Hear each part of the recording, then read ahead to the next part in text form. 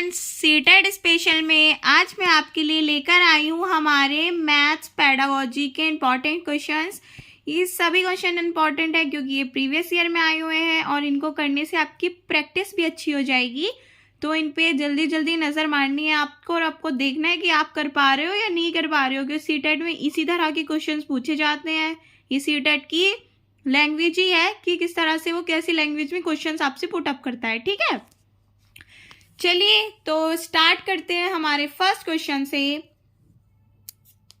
गणित के शिक्षण अधिगम पर निम्नलिखित में से किसका प्रभाव होने की संभावना न्यूनतम है? तो हमें वो ऑप्शन चूज करना है जिसका इफेक्ट सबसे कम होगा। ठीक है, तो बाकी सबका ज्यादा अच्छा होगा। बताइए बताइए। तो ऑप्शन हमारा बी करेक्ट हो जाएगा, छात्रों के गलत उत्तरों के पूरे हल देना। ठीक है, इनसे क्या होगा ना, उनके अधिगम पे कम इफेक्ट पड़ेगा। अब आप उन्हें पूरा बता दे रहे हो तो इससे उनका इतना अधिगम अच्छा होगा नहीं। नेक्स्ट है हमारा, रोहित ने अनुभव किया कि वर्ग एक समचतुर्भुज और एक आयत दोनों ही है। वह वेन हीले के मानसिक चिंतन के किस चरण पर है?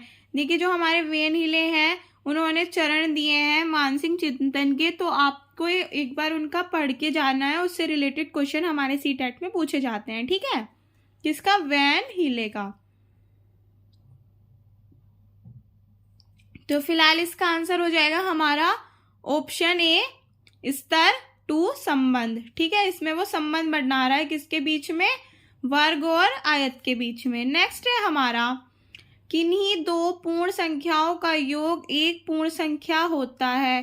पूर्ण संख्याओं के इस गुण को इस प्रकार उल्लेखित किया जाता है। बताइए किस प्रकार उल्लेखित किया जाता है? तो ऑप्शन हमारा सही हो जाएगा सी, संवरक गुण। नेक्स्ट है हमारा, गणित के शिक्षण अधिगम के विषय में निम्न में से कौन सा कथन सत्य नहीं है? तो हमें रॉन्ग आंसर चूज करना है। बताइए।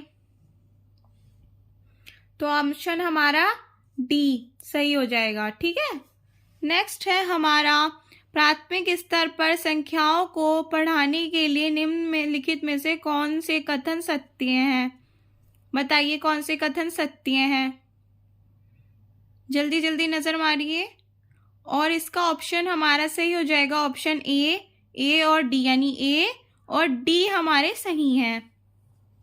नेक्स्ट क्वेश्चन है हमारा, प्राथमिक स्तर पर गणित पढ़ाने के लिए निम्नलिखित में से कौन सा पहलू अत्यंत महत्वपूर्ण है? बताइए गणित पढ़ाने के लिए कौन सा पहलू जो है वो अत्यंत महत्वपूर्ण है? ऑप्शन सी, गणित को बच्चों के जीवन के अनुभवों का भाग बनाना चाहिए। देखिए, मैंने ये चीज नोटिस करी है, चाहे वो गणित हो या पर्यावरण अध्ययन हो, हम उस ऑप्शन पे ज्यादा फोकस करते हैं जिसपे क्या होता है, बच्चों को पढ़ाया उनके जीवन से रिलेट करके जाए। ठीक है, तो वो ऑप्शन हमारा ज्यादातर सही होता है। नेक्स्ट है हमारा, गणित की प्रकृति के विषय में निम्न में से कौन सा कथन सत्य नहीं है? तो हमें सत्य नहीं बताना है। ऑप्शन आपके सामने ये रहे, बताइए गणित के संबंध में कौन सा कथन सत्य नहीं है? तो ऑप्शन हमारा ए सही हो जाएगा, प्राथमिक स्तर पर गणित प्रत्यक्ष और कल्पना की आवश्यकता नहीं है। नेक्स्ट है हमारा, निम्नलिखित क्रियाकलापों में से किससे विद्यार्थियों में त्रिविम विवेचन विकसित होने की सर्वाधिक संभावना है? बताइए किससे होगी? तो ऑप्शन हमारा सही हो जाएगा इसका ऑप्शन ए, चौपड़ आकृतियों को पहचानना। नेक्स्ट है हमारा, बच्चों को भिन्न की संकल्पना पढ़ाने के लिए निम्नलिखित में से सबसे उपयुक्त है? भिन्न पढ़ानी है हमें बच्चों को, क्या सबसे उपयुक्त रहेगा? ऑप्शन बी, क्वेजेनियर छड़े। नेक्स्ट है हमारा, निम्नलिखित कथनों में से किसमें संख्या 3 का प्रयोग क्रम सूचक भाव में हुआ है? बताइए किसमें हुआ है? क्रम सूचक भाव में। ऑप्शन हमारा यहाँ सही हो जाएगा ऑप्शन सी, मैं इस इमारत की तीसरी मंजिल पर रहता हूँ। शुद्ध कथन को पहचानना है। बताइए शुद्ध कथन कौन सा है यहाँ हमारा? ऑप्शन बी, किसी आकृति का आकार उसके परिमाप का निर्धारण करता है। ठीक है, किसी आकृति का आकार उसके परिमाप का निर्धारण करता है। नेक्स्ट है हमारा गणितीय पाठ्यक्रम के संबंध में शुद्ध कथन को पहचानिए। इसमें भी हमें शुद्ध कथन पहचानना है। बताइए क्या है?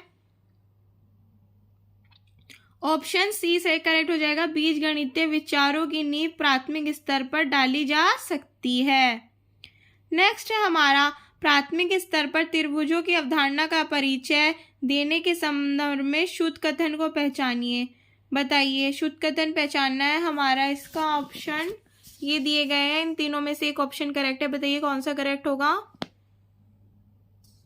ऑप्शन बी, बच्चों के समक्ष सभी प्रकार के त्रिभुज व अन्य आकृतियों भी प्रस्तुत करनी चाहिए। देखिए ये हमारे सॉल्व करने के क्वेश्चन है, इन पे आप नज़र मारिए। इस तरह के क्वेश्चंस हमारे सीटेट में पूछे जाते हैं। ठीक है, तो 15 नंबर की हमारी पेडागोजी आती है और 15 नंबर में हमारी ये क्वेश्चंस आते हैं जो आपसे सीटेट में पूछे जाते हैं। ये क्वेश्चन हमारे सॉल्व करने के लिए आते हैं। तो उम्मीद करती हूँ गाइस वीडियो आपको पसंद आई होगी। आप अपनी प्रैक्टिस करते रहिए, क्वेश्चन लगा के ज़रूर देखिए, क्योंकि मैथ्स हमारा काफ़ी टाइम ले लेता है सीटेट में और हमें मिलते सिर्फ 2.5 घंटे ही हैं। तो इसलिए प्रैक्टिस करिए ज़्यादा से ज़्यादा। मिलते हैं नेक्स्ट वीडियो में, तब के लिए all the very best. Thank you.